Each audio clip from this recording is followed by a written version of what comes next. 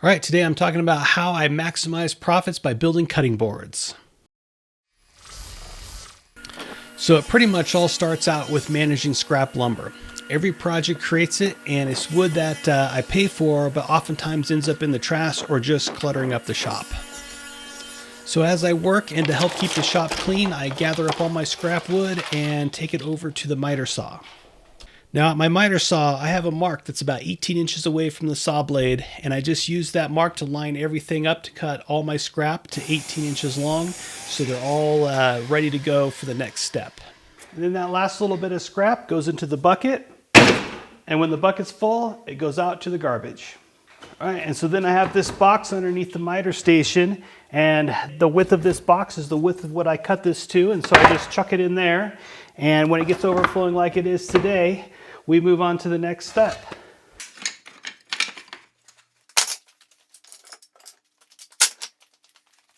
All right, and then once I have a couple of slow days in the shop, I pull all that scrap wood out, pile it up on my workbench, and get ready to joint each edge because I want to have a nice clean edge to glue them up. And then as I'm jointing them, I'm sorting them by thickness. So when I send them through the planer, I don't want to plane them down all to the same thickness because I want them to be all random sizes. But it'll be a lot quicker to send all the ones that are roughly the same size through the planer at the same time before changing the planer setting. So I'm just setting myself up for the next step to maximize my time. All right, so having them all at the same size made the planing go really quick, and then now that they're out of the planer, I'm just going to go through and sort them by species so that way I'm set up for the next step.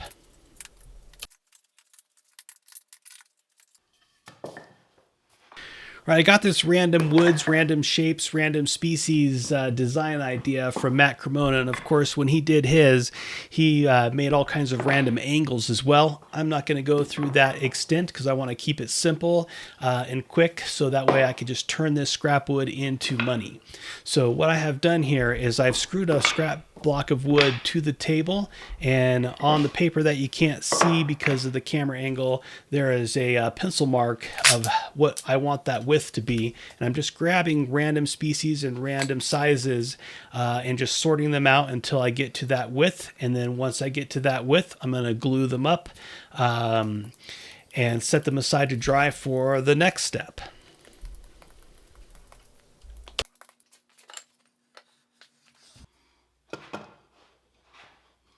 All right, so when I was picking the wood out, I tried to be as random as possible, and I tried to pick different species and different thicknesses of wood, but I did try to keep them all in the same width. So that way when they're glued up as a panel, and I send that panel through the planer, it doesn't take me forever to plane off a whole bunch of wood, wasting a bunch of wood and time to get them down to the same thickness. If they're all about the same width when I start, it'll be much easier and quicker to get that panel to thickness.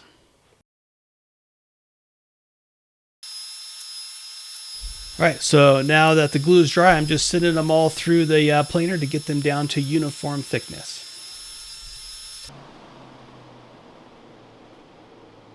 All right, and here they are all planed. As you can see, they're not all the same thickness. I just planed each panel down until both sides were clean and parallel to each other. There's a little bit of snipe on the end, and that snipe is not going to create a very good glue bond, so I'm just squaring up one end to trim off that snipe. All right, so now if you want to be a wimp, you can stop right here, sand those long flat grain cutting boards up and slap some finish on it, and you're ready to sell them. But I want to go the extra mile here and make something a little bit cooler, so I'm just slicing off some strips here that I can stand up on end to make the end grain cutting board. All right, so each panel made its own unique end grain pattern.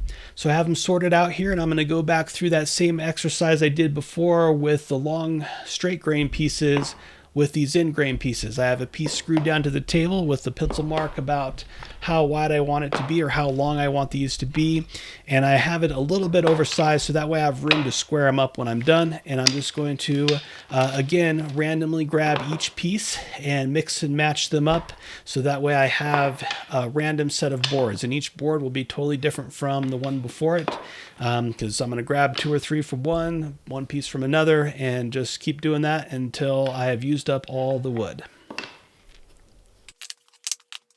So my whole process here, I've tried to think of it like an assembly line to make best use of the materials and best use of my time, so that way I can make the most profitable board I can by batching them out into little sections like this.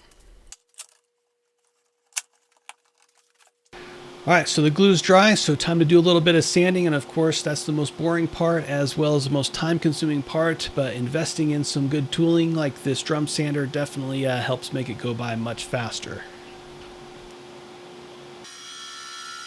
All right, we're getting close down to the last few steps. I'm gonna cut them parallel at the table saw and then square the ends up.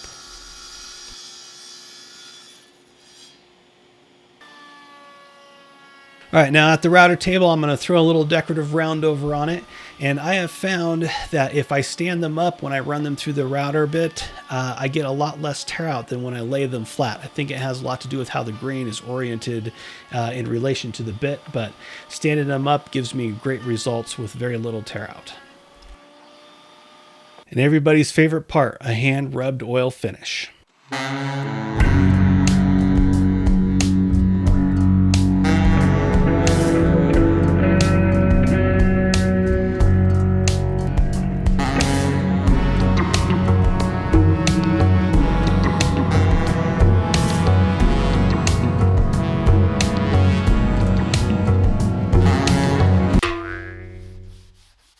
All right, so now that I'm done screwing around for the camera, you can see that chip brush over there on to the left. I just basically brush a liberal amount onto the board and I let it sit for about an hour, and then I buff off the excess and then let it dry overnight, and I'll do 2 coats.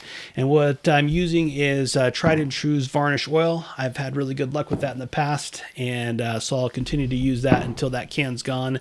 I am going to try the oil that the Wood Whisperer recommended from his test on the next batch, but I didn't want to just throw away this can since I already had some of it. So I'm going to use that up before I try his recommendation. All right, we've got all the cutting boards done, so let's talk about the numbers.